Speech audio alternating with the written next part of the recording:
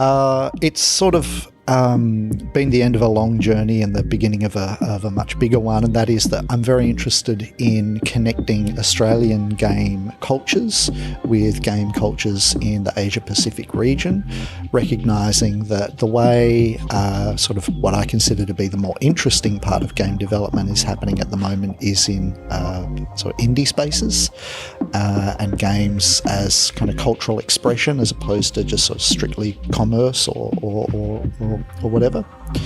So this exhibition is really trying to connect people who are making games creatively across the whole region, recognising that a lot of these people, it's individuals or small studios, and they don't necessarily have the kind of corporate support or through governments or through funding streams that may be enjoyed in places like Europe or the US, but also just recognising kind of the distinct game vernaculars in this part of the world.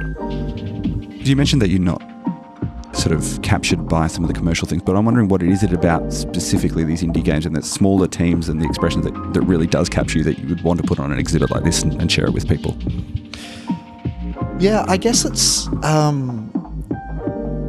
I think that video games in general have narrowed ideas of what games and play are and can be.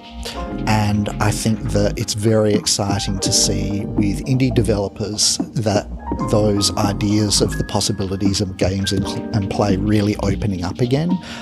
People, rather than just... for a long time, we've seen games kind of oscillating in sort of AAA spaces between first-person shooters and driving games.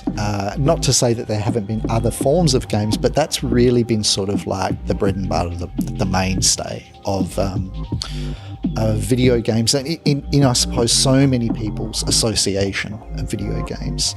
And what's great about the indies, and what you also see very much in this exhibition and space, is it's not those sorts of games. It's people doing a lot more interesting things with games where people are connecting cities or putting blocks in holes or exploring places or mentally challenging themselves. A very different idea of what games can be. And what are some of the examples here that you've selected, or how did they kind of come into this exhibit? Yeah, well, I guess, as I said before, like, this is part of a long journey, and that the recent part of that long journey has been time spent in mostly the North Asian region, so in China and Japan and Taiwan and Hong Kong, and making connections with people also in Indonesia and Malaysia and Korea. But very excited to see some of the independent communities that are beginning to emerge there. And then more recently, I've spent a lot of time in China over the last 5 years, and just in the last 12 months, in my view anyway, the independent game scene has really exploded there in a very exciting way. Which is to say, it's not that it didn't exist before, but now people are connecting with each other, they're recognising each other and each other's work, they're having big events which are getting everyone together to see each other's games, and once again, the kind of games that are coming out are really interesting and experimental and playful in new and imaginative ways. Have you noticed any kind of, I guess, trends or anything that is sort of a commonality between games from a certain region? So do Chinese games have a particular feel, or do Indonesian games have a particular feel, or is it the same sort of variety that we tend to see all over the place? Yeah, that's something which kind of academically I'm looking at, and in the field of regional game studies, that is a concern. Like, to what extent do games represent regions and cultures in those regions? It's probably, I think at least, a little bit too early to recognise, we can say within Japanese game culture, there's a sort of very kind of particular aesthetic that comes through, sort of like your Super Mario, like there's a Nintendo aesthetic that people instantly recognise. When we look at a game like Downwell over there and hearing the developer talking about that game and saying how when he showed it in Western contexts, people were like, oh, it's so Japanese. But then when he showed it in Japan, people were like, oh, it's very Western. Which is very interesting from the point of view of that game really kind of draws on two cultures and two aesthetics.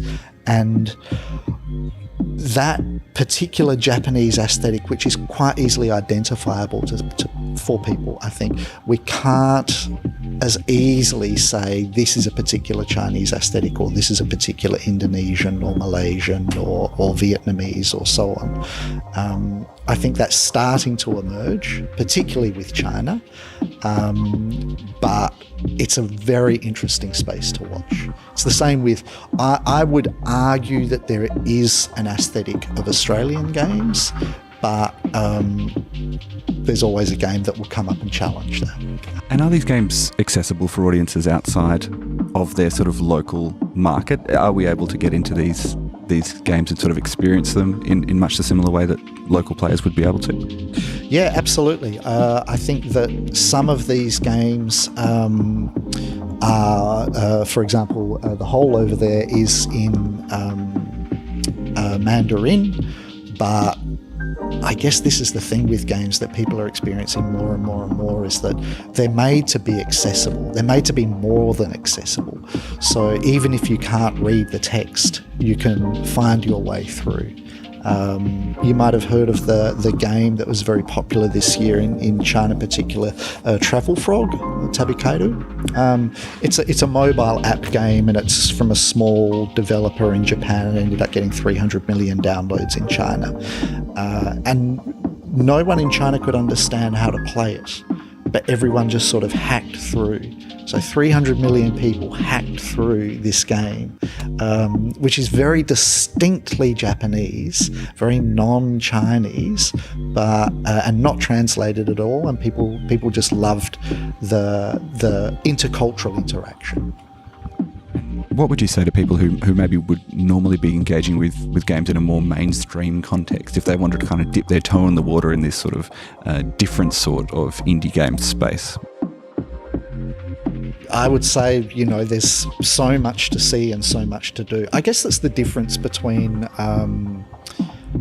say watching commercial television and watching, like the broader variety of TV shows that are available through things like Netflix and Hulu, or, watching American television and then realising, wow, there's like Scandinavian television, there's British television, there's a whole range of cultures and modes of expression and stories that can be told through different mediums, and games are now sort of the biggest one of those mediums. And in this part of the world, in the Asia-Pacific region, this is where the most games are now being created and consumed.